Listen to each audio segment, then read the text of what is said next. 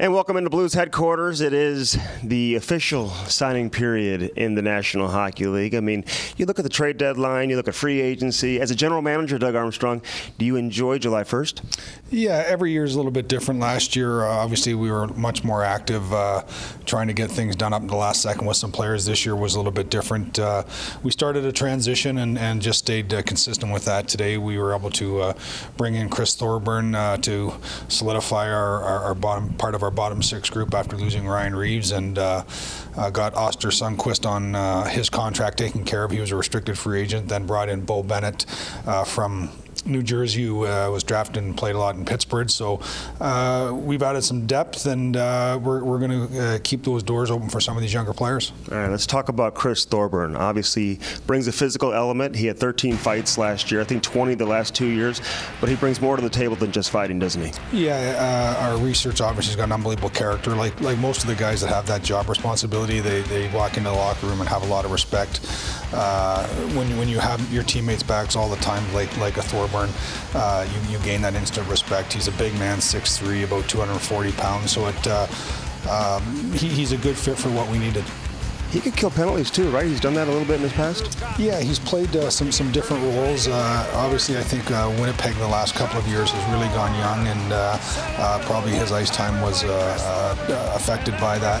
I think he'll have an opportunity. He knows Mike Yeo very well from the past, so it's a good fit for us. All right, Oskar Sundqvist, who you acquired at the draft a few days ago, he seems like a late bloomer who he can provide several different roles for you, can't he? Yeah, we're hoping that he can, with the Berglund injury, can step right in and get a good look at that third line center spot. But if not, he'll certainly be in our group of 14 to start the season. And like a lot of guys, they have to push and prod and find their spot on that roster. But we have him obviously on our roster, and we're looking to see what he can do at camp. Can you describe his game for us? He brings some size and some offense and a little bit of grit as well. Yeah, his offense came last year in the American Hockey League, and he's another big man, very detail-oriented, which we like.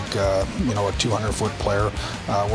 We hope the offense transfers from what he did in the American League to the NHL, but right now we just want to get him in here and him to become a dependable player for us. All right, Beau Bennett, a former first-round pick. I think he was drafted 20th overall, and he's from Southern California, but a guy who certainly brings a little bit of experience. He's had some health issues in the past, hasn't he? Yeah, he has. He's been banged up a little bit. Last year he had a more healthy season in New Jersey, and when I look at our depth right now, we are giving younger players a lot of opportunity, and underneath that, the players that will be in the American Hockey League have very minimal to no NHL experience. So we just want to make sure that as injuries are part of the game, that we have some experienced players that can help us out if necessary. All right, what do you make overall of July 1st in terms of what we've seen? It seems like a lot of teams are re-signing their players, at least their star players, not letting them get to free agency to begin with. Yeah, well, I think every July 1st has its own uniqueness to it, and I think what we saw today is the reported potential contract for Connor McDavid that'll come down the pike has everyone waiting to see what that number is, and there's only one Connor McDavid or one Sidney Crosby, but everyone will say 80%, and 80% as good as that. So I think that the top end market looks like it's going to go to a higher level, and it pushes and prods at the rest of the league and the players. So it's an interesting time. I think guys always want to try and sign their own free agents, but now when you have a player making potentially $13 million is what's reported. I don't know if that's accurate or not, but if it's close to that, next year's free agent group might think that they were thinking 5.5 or 6, now maybe 7 or 8, and so you never know what's going to happen. All right, do you expect to still be active today? Not really. I think as I said, we went into this with a game plan of giving space to our younger players. We're going to continue down that path.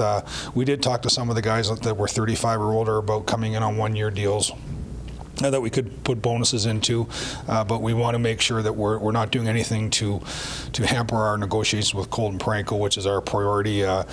We hope to get something moving on that real quickly. Colton is going to be a Blue next year, and we're not afraid of any offer sheets because we'd certainly match anything out there. We left ourselves enough space, so Colton's our guy, and he's the one we really want to focus in on. Okay, Doug Armstrong, thanks as always. Thank you.